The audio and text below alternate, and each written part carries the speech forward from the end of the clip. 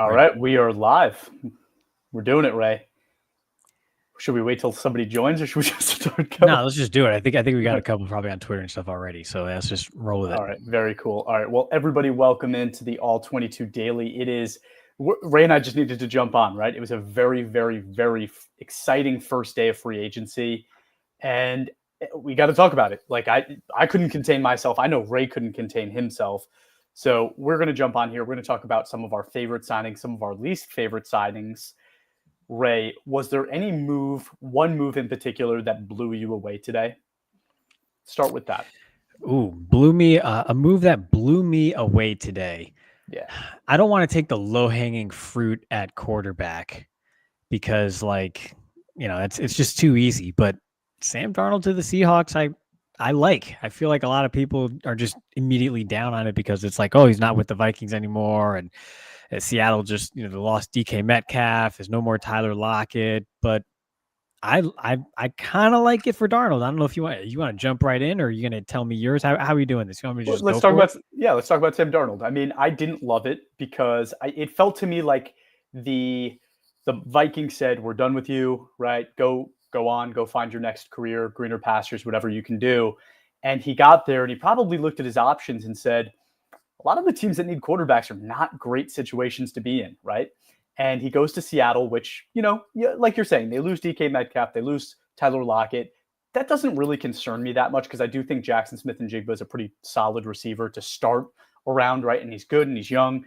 But it's really the offensive line too, right? That offensive line is rough. It's in rough shape. So to go from Minnesota, which is one of the best situations in the NFL, to Seattle, potentially one of the worst offenses in the NFL, I think it's very easy to see a situation where Darnold goes back to being a pumpkin. So the Minnesota Vikings offensive line got decimated at the end of the year. It did. And that's what really caused their collapse late in the season and in the playoffs. Sam Darnold was pressured on more than half of his snaps or his dropbacks in the playoffs. More than half. That's no quarterback can live under that type of duress. And we saw what happened with Pat Mahomes in the Super Bowl. So same thing applies just to Sam Darnold. Obviously, the only difference is Sam Darnold does not earn the same benefit of the doubt that Pat Mahomes does when he has a performance like that, which is really a result of the offensive line. So I get all that. No, but think about it, right? What you're saying is going to be the same situation in Seattle minus Justin Jefferson. Maybe Jordan Addison is a comp for Jackson Smith-Njigba, so those two negate each other. Minus TJ Hawkinson, it's not even close in my mind, right? The situation is significantly worse, and we just need to be honest about that. We all have to be honest about it. But devil's advocate, the style of play benefits Sam Darnold. So the Seahawks, we know what they're going to do. They're going to run the ball. They have multiple running backs that they want to use on the ground game. They're going to run the ball heavy. Well, that means they're going to work play action pass off of the run game. And Sam Darnold off of play action last season had a 90.8 overall grade from play action passes, which was good for top 5 in the league overall through the regular season and the postseason for that matter. So even taking into account those late season quote unquote collapses that I just quoted, he is at his best off of play action. And that's what the Seahawks are going to do. Also, it's free agency day one. It's actually not even free agency day one. It is tampering period day one. It's not even free agency day one yet. So there's still some, especially on the interior, some linemen out there that they can sign to shore up the offensive line. They still have the draft. I would imagine they're still going to get some weapons in the building one way or another through free agency and the draft to shore up the weapons and the protection in front of him. And that style of play is conducive to it. So maybe he won't even have as good of a season overall as he had last year. I mean, he won, 14 games? But I think the style of play is conducive to Sam Darnold at least being a nice, steady presence, top half of the league starter for the next, 3 to 5 years, let's say. I like the fit schematically overall, which early in his career there was, it's way better than it was early in his career. And he like literally lived to tell the tale. So I'm fine with it. Like I'm not, it would have been nice if he stayed in Minnesota, continuity and all that, but I'm okay with how things ended up with him going to Seattle. I'm rooting for him. I'm happy for him. It's a big deal, right? He gets $100 million. Like that's a dream for somebody that a few years ago we thought his career was done, right? So that's great. And I agree with you. I think the draft picks that they have. You thought his career was done. Go ahead. Yeah. Well, with the draft picks that the Seahawks have, I do think that there's a possibility that they could rebuild this thing. There are some really good interior offensive linemen in this draft that they can draft to start to build that team back up, right? So it's not over. But before I get into mine, why don't we just continue with quarterbacks, right? And there's a trend here because it's really just Jets quarterbacks, like the graveyard that is Jets quarterbacks. It was Darnold. Now it's Justin Fields is the next guy up for the Jets. Signs a 2-year, $40 million deal. Before this, a little teaser, Ray, you were telling me you didn't like it. So go ahead, expand on that. I just don't think Justin Fields is, to me, Justin Fields is the type of quarterback that he's your number 2. And if something happens to your number 1, Justin Fields can come in for about 3 weeks and provide a spark. And then after that, that's it. It runs out of gas. He's still just a one-read type of quarterback overall. He's still not quick to process. Yes, even before he got benched in Pittsburgh, his overall gross numbers and statistics were okay. They were fine, but the offense itself wasn't effective. That performance against Dallas was not impressive at all. They made the move for a reason. And that's just who Justin Fields is at this point. He's someone who can provide a spark, but he's not a long-term answer at quarterback, whether you're talking long-term over multiple years or even just for the upcoming season or whatever particular season you're in. I don't think he's the answer there. So for $20 million, is that $20 million a year, 2 years, $40 million? That's mighty expensive for a backup. And if that's your starter, I don't see how things work out. So regardless of how poorly things went with Rodgers, this is for sure a downgrade overall. Just a reminder, everyone, this is All-22 Fantasy Football. So you could go to all-22.com or go to the App Store and download the app today. Right now, we're talking about the free agent signings of today. It was day 1 of the tampering period. And Ray, I understand everything you're saying about Fields, right? And I agree with most of it. I just don't think he was really given a fair shot. And you know my stance on young quarterbacks that, in my opinion, a lot of these guys need time to sit and develop. And I don't think Fields was ever given that opportunity, right? And it was short-lived with the Bears. The Bears have not had a successful history recently of drafting and developing quarterbacks. He has 1 year with Pittsburgh, and the leash was really short because that's a team that was trying to win football games, right? But I don't think he necessarily did a poor job in Pittsburgh leading that team. Even so much so that they wanted to bring him back. And apparently they just wouldn't say to him that you are the definite starter of our team, right? And that's what he wanted. And he gets that with the Jets. So he's choosing this opportunity to go and improve himself. So while I would have wished he went back to Pittsburgh and gotten that opportunity to continue to learn in the same offense under Mike Tomlin, I don't hate it, right? I think Aaron Glenn is a really interesting coach, intriguing coach. He gets players to buy into his system. And I think that's something important for somebody like Fields. You want somebody that's really going to lead him, right? And he's getting 2 years to really make a claim why he should be a starting quarterback in the NFL. Do I expect that they're going to go ahead and draft somebody? Yes, I do. So I do think there's going to be competition, but I think they gave him the heads up saying, you will be our week 1 starter, guaranteed, right? And I think he took that and he's ready to prove that he can be an NFL quarterback. Yeah, guaranteed as of March 10th. But I will say this does keep or should keep Garrett Wilson happy. I mean, former teammates in college. Obviously, the vibes weren't great with Garrett Wilson late in the year last year and how things ended up overall. So that was a disgruntled situation that they had to deal with. I do think this helps with that. Tight end too, right? Ruckert? Jeremy Ruckert, yes. The Ohio, because tight ends just are always used in the passing game at Ohio State. But in any event, yes, those are also college teammates. Yes, the 3 of them, Ohio State trio. I think they all played in the national championship game against Alabama during the COVID season. So some continuity there that probably helps kind of maybe stabilize things with Wilson. But again, it does that on March 10th. If it's November 10th and they're 2-9, are things still stable? I don't know. So we'll see. It's just things with the Jets have a way of not working out, and the wrong side of the coin always seems to come heads up. So we'll see how it ends up. I think it's a winning signing. We're gonna be optimistic for the Jets for the first time in history. But the other Jets graveyard quarterback is obviously Aaron Rodgers, who rumor has it he is going to be signing with Pittsburgh, but it hasn't happened yet. And I think the reason is because we're going to see tomorrow. Alan Lazard signs with the Steelers. Randall Cobb signs with the Steelers. He needs to get all his boys in there first, right? He makes sure that those guys are going to get paid. That's the only reason we haven't seen Rodgers, right? That it's got to be. Yeah, because the Steelers aren't old enough as it is as a roster, right? So let's just bring in Aaron Rodgers as best friends, and that'll certainly help things. I really want, and I still do. I mean, nothing is officially happened yet. I still want to see Rodgers with the Giants now, just to see how that would end up overall. And if the Giants do end up taking a young quarterback at the start or at the top of the draft, you know, kind of how Aaron Rodgers' career started, right? Old vet, future Hall of Famer, kind of, supposedly mentoring the young quarterback, whether the vibes are always great and as they should be in that scenario, we'll see. But I kind of liked that sort of plan or runway that the Giants would have if they signed someone like Aaron Rodgers. You bring him in for a year, you draft whoever it is, Ward, Shador, however that ends up, and they sit behind Rodgers for a year. Let Rodgers still kind of, we'll see where Rodgers can take this team, which is admittedly still far away from a talent standpoint, but at least getting incrementally better. And then in a year or two, we'll see, if the young guy's ready to take the reins and just how this roster progresses. So I still want to see that as opposed to just another or like four more old guys in Pittsburgh. It's just an old roster. And I don't want to see that. Nobody wants to see Rodgers in Pittsburgh. Everybody, just a reminder, this is All-22 Fantasy Football, the only fantasy football game with full 53-man rosters, including offensive linemen. You go to the App Store and download our app today to start playing, building your roster, drafting your team.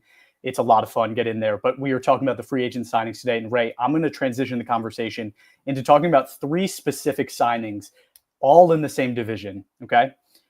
Drew Dalman signs with the Bears from the Falcons. He was one of the top-rated centers in the NFL over the past couple of years. He's somebody last year when we spoke, we were both saying this is a guy on the rise, right? He is now a free agent, signs with the Bears, and joins this new trio of interior offensive linemen that they've brought in: Jonah Jackson, Joe Thuney, and now Drew Dalman to complete the interior of that offensive line for the Bears. It's something we've talked about before as something we absolutely love when teams do for young quarterbacks. And that's what the Bears are doing with new head coach Ben Johnson, making sure that Caleb Williams has everything he needs to be successful. I couldn't like that signing more. And 3 years, $42 million, that's really not that bad for what you're getting in terms of maybe a top 5 center in the NFL.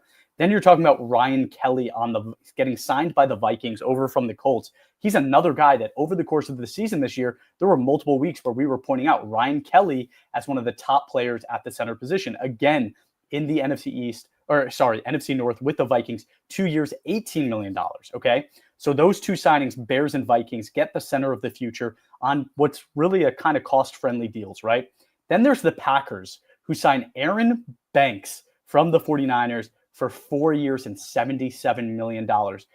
Aaron Banks has been a 50 overall grader for the last 4 years of his career. And now the Packers sign him to this huge contract, the biggest contract of the day for interior offensive linemen. And I'm sitting here scratching my head going, with what the Vikings are doing to revamp their team, upgrading from Garrett Bradbury to Ryan Kelly for 2 years and $18 million, Drew Dalman to the Bears, 3 years, $42 million. What are the Packers thinking bringing in Banks for that kind of a contract? I think the Packers needed to get bigger on the interior. I mean, Josh Myers was a weak spot on that line.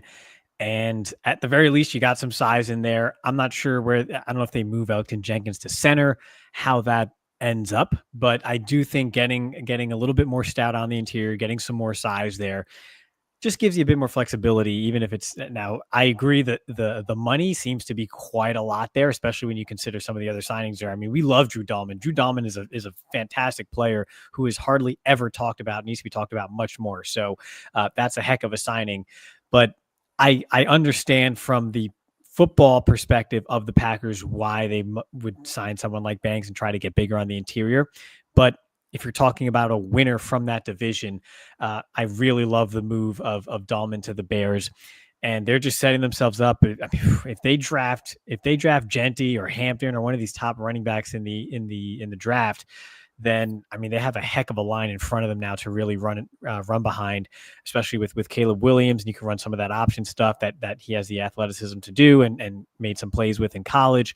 I really like how things are coming together for for the Bears in particular, they're doing a great job. They're making the most of that trade from a couple years back. And so while again, no one on that line is necessarily elite, Joe Tooney, you maybe want to call him that, but again, getting a little bit up there in age.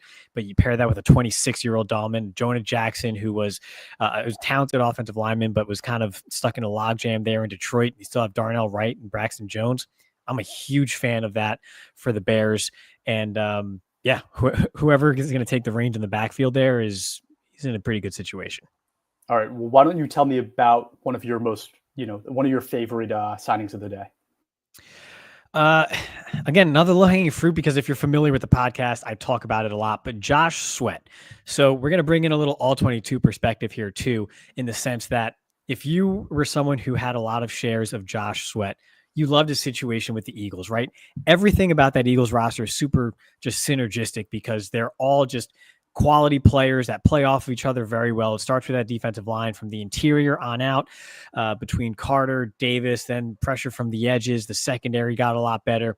Everything is great. So any player leaving the Eagles, you would expect some sort of, downturn in their performance moving forward, right? Was the situation just so good that you can't expect them to replicate that in their new home? I get all that. But Josh Sweat had his best season in 2022 under Jonathan Gannon, when Jonathan Gannon was with the Philadelphia Eagles, now over with the Cardinals. And so they're familiar with each other. He knows what he's all about. So while the surrounding talent in Arizona might not be the same as it is in Philadelphia, obviously, it's a familiar scheme, familiar place for Josh Sweat, and he's just a hell of a player. Going to have a larger role, maybe a bit less of a rotation there. I think he's ready for it. I think he could take it.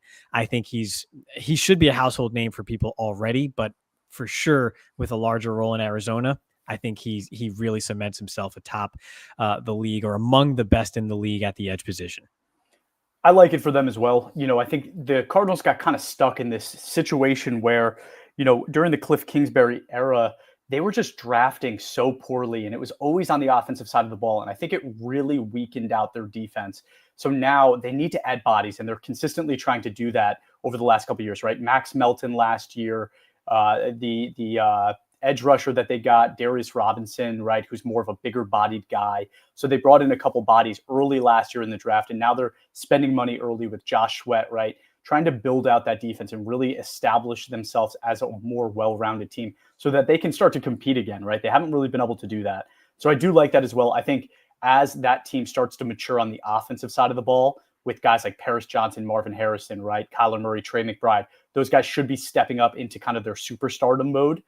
The defense now needs to step up as well and really be able to support that. So I think you're right. It's going to head in the right direction there in Arizona.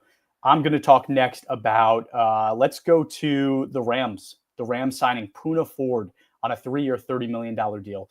That one's got me very, very excited because I think the Rams just quietly, right, so quietly, people forget this is a team that were competing to play in that NFC Championship game, right? They were one game away from that. And I think that there's a really good chance that, with a little extra help, another push, they could have been there, right? And I think that's why they didn't let Matthew Stafford walk this year. They gave him the opportunity. They said, go explore. If you think there's greener pastures out there, go ahead and take it. If not, come back and we're going to be ready to compete. And he said, I want to be back there. They go ahead and sign Devontae Adams, who I think is going to be a replacement for Cooper Kupp. I think they're going to let Cooper Kupp leave.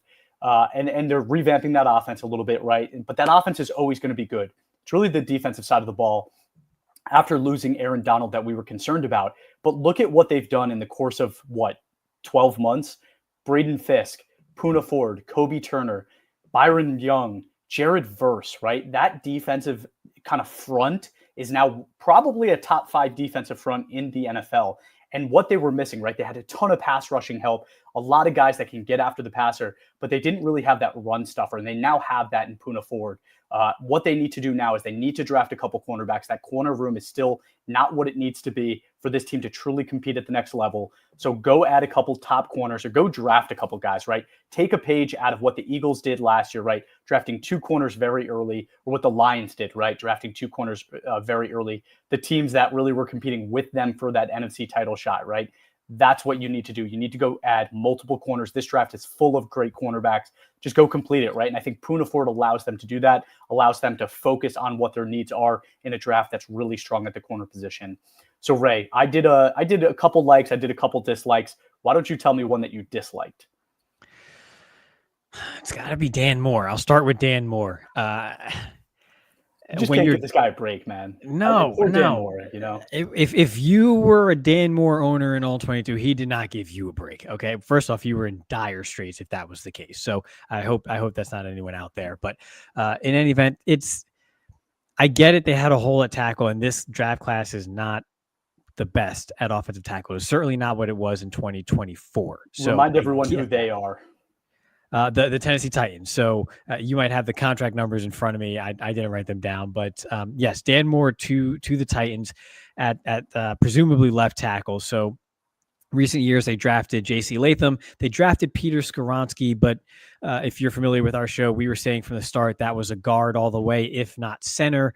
Doesn't have the length and strength to hold up on the outside, and that's kind of taken form. I mean, he's a decent guard from a pass blocking standpoint, but his run game or his run blocking in particular has kind of has not been up to par, right? And that's just a strength issue where it's just the frame and power just might not be there from a knockback standpoint. So when you try to solve tackle that way and it doesn't work out and all you get out of that is, from a first round pick is just a decent guard, you have to overpay at tackle. And someone was willing to give Dan Moore a lot of money, that someone being the Tennessee Titans. And here you are. He gave up the most sacks in the league last year. And while, yes, sacks can be a bit overrated, it's not like he was necessarily on a pass happy offense over there in Pittsburgh. And I just, it's a lot of money. It's a lot of money for a tier 4 type of guard. He's a tackle. He's a top 50-ish tackle in the NFL, sort of the bottom third, bottom quartile of starting tackles in the NFL. And he got some big money. So, to pay that in free agency, it's a bit of a desperation move. I get you don't have a lot of big money tied up in a quarterback, but then go ahead and do what the Commanders did and go trade for Laramie Tunsil. Go do something like that before you go ahead and just throw money at a Dan Moore just for the sake of keeping draft capital. That doesn't make sense to me. When at the end of the day you're gonna get a young quarterback somehow, likely, right? Protect him better than that. We don't know that, right? I think that's a big question, and I think that those teams are in different positions. I think the Commanders are very much in win now mode. They think they can do it, so they go and make a trade for Laramie Tunsil, which was what I was going to say is my most surprising move of the day. That blew me away. But I don't think the Titans are in a position to do that. I think they're kind of, hey, let's build a solid foundation so that when we finally bring in a quarterback, whether that is this year or next year, they will be in a better situation. And I think that they thought, they drafted J.C. Latham and probably thought they can move him to left tackle. They want to, we're having some streaming trouble, Ray. Hopefully you can figure that out. I think we got it. Okay, yep. Cool. So, I think they drafted J.C. Latham thinking he can move around the offensive line, maybe left tackle. They probably had a year of that and said, you know what, this guy played right tackle in college. That is really what he's best at. Let's go get a guy that can play left tackle and be passable for now, right? Peter Skoronski is one of the better left guards in the NFL. We hope that he can ascend. He hasn't been the best, right? We expected a little bit more from him, but we think that ceiling's there. Another year of Lloyd Cushenberry at center hopefully continues to raise that ceiling, right? And we start to see this start to develop a little bit more and become a better situation.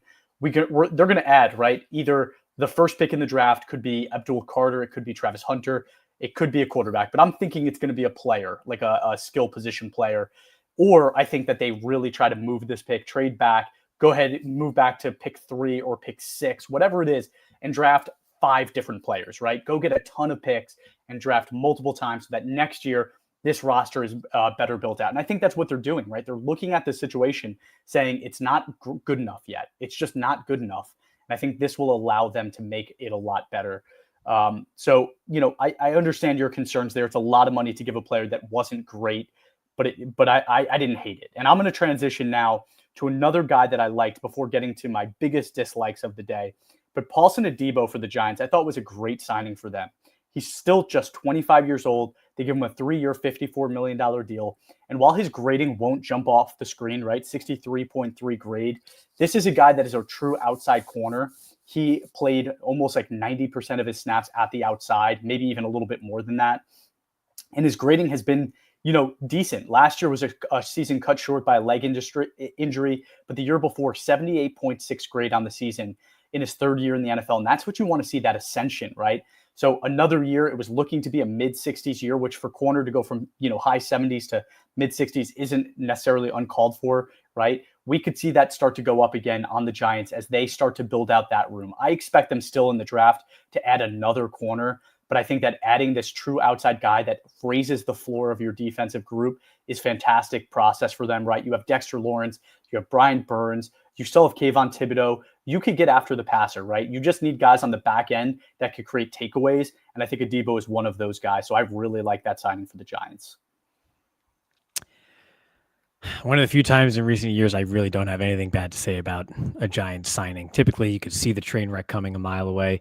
That you can't say that about this one. I do agree. I think it's a great signing overall for the Giants. Hope they reciprocate that on the offensive side of the ball with someone like Aaron Rodgers. But in any event, another one that I like, Chris Godwin. It's going to go under the radar because it's a re-signing, right? But his injury, I mean, he was wide receiver 2 in the entire league, okay, prior to getting hurt. That was with Mike Evans in there. And yes, there was some time missed here and there with the injury for Evans. So, there wasn't a ton of overlap there, but it works. The situation works over there with Baker, Godwin, Evans, and the like.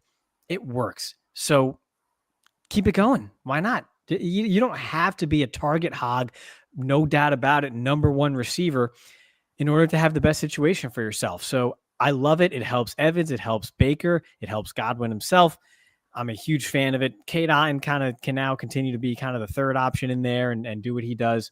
I'm a big fan of it. So under the radar, not much to say because it's not a change in situation, so to speak, but health permitting, love the Chris Godwin re-signing to Tampa.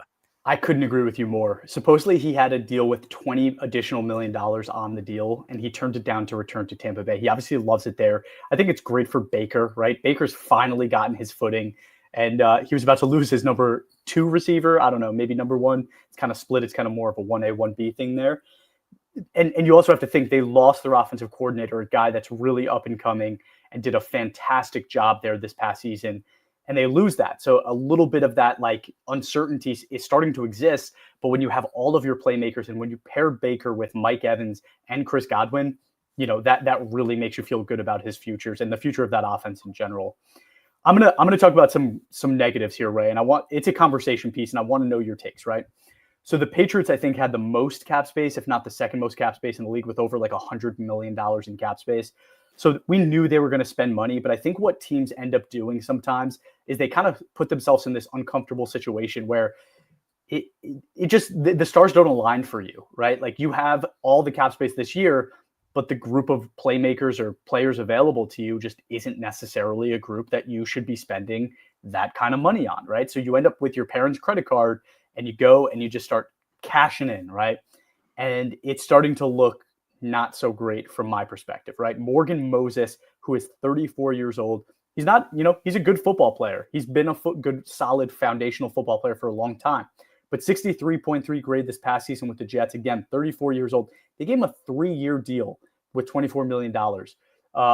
Milton Williams also goes to the Patriots. This guy, a younger guy coming off the Super Bowl, 26 years old, but only a 70.1 grade on what is one of the best fronts that we've seen in the past, 10 years, right?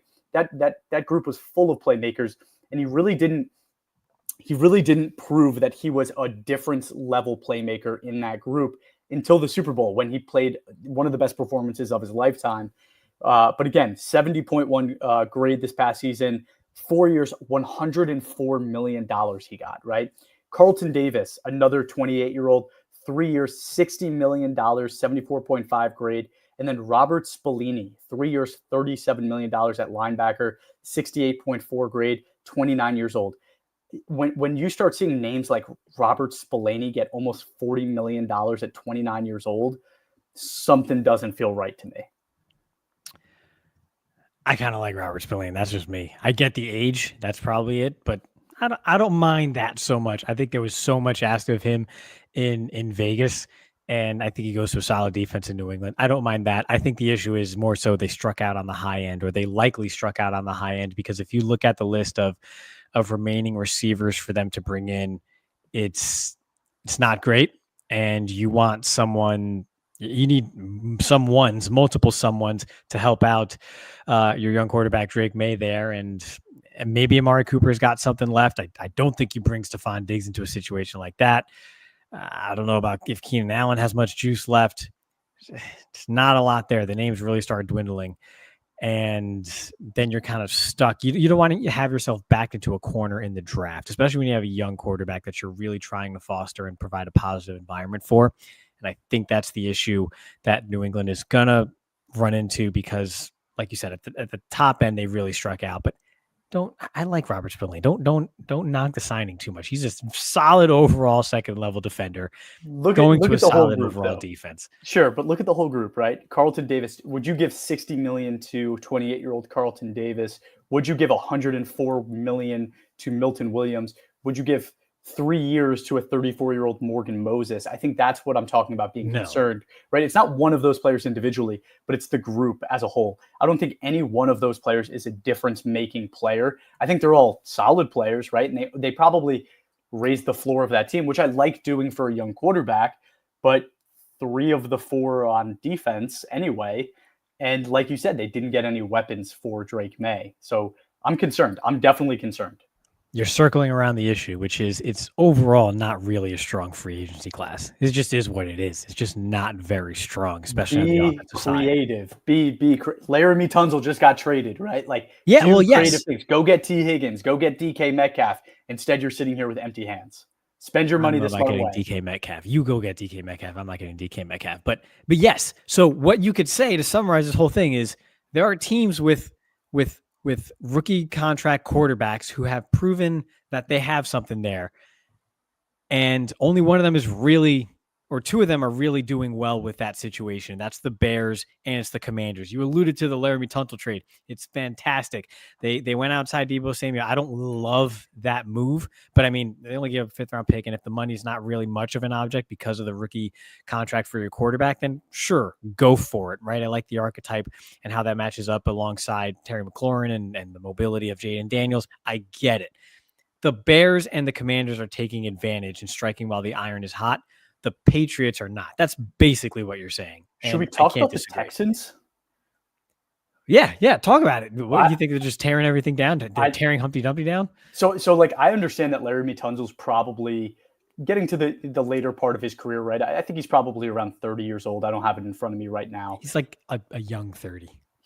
I agree. He's a young 30, but if you're going to give him an extended contract, which it sounds like the Commanders are, right? Say you have to give him 3-4 additional years on top of his 2 years remaining. So you're talking about a 4 or 5 year contract to a 30-year-old player with big money attached to it. And you say, okay, I don't necessarily want to be the team doing that. And you go ahead and you get a 2nd and 3rd round pick in addition to to building your team out in this draft where you have all of your existing picks. So you're going to go into this draft with a 1st, 2 seconds, and 2/3. The thing is it's just not a good offensive line or tackle draft in general. So I don't know how you replace a guy like Laramie Tunsil, besides the fact that he is one of the top tackles in the NFL, right? And you lose that. In any draft, that's hard to replace. But in this draft specifically, that is a really hard thing to replace. Yeah, I don't get it. I don't really know what they're doing. Blake Fisher drafted out of Notre Dame last year.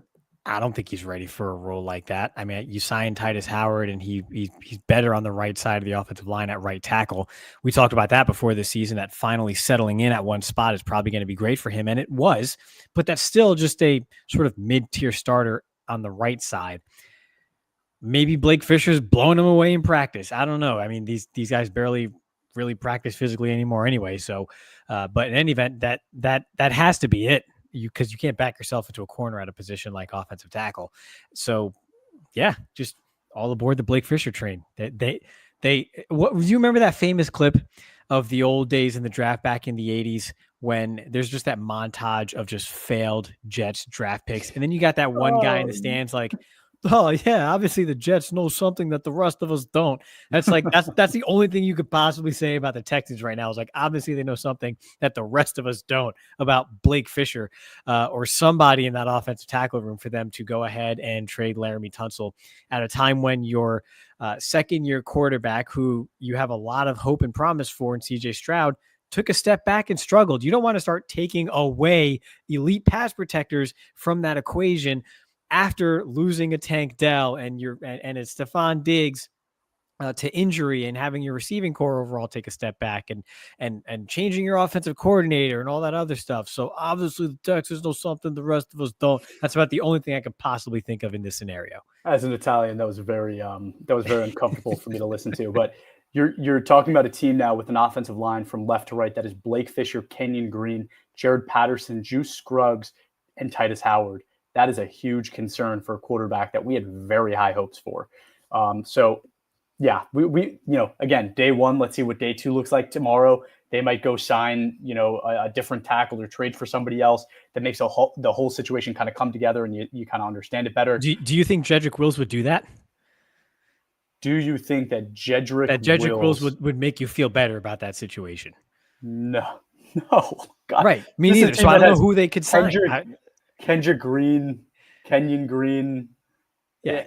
No, it wouldn't make me feel better. But it doesn't mean that there's not a solution out there that we're not privy to yet. 2 days from now, we might be looking at this very differently. They know something the rest of us don't. Go ahead. Oh, God. All right. No, that's enough for me. I have to go. My wife's going to kill me. Everybody, thank you so much for tuning in. Guys, great day one of free agency. Again, go to the All-22. Go to the App Store. Download the All-22 app today. Start playing All-22 fantasy football. It's the best game out there. Have a great night. Get ready for day two.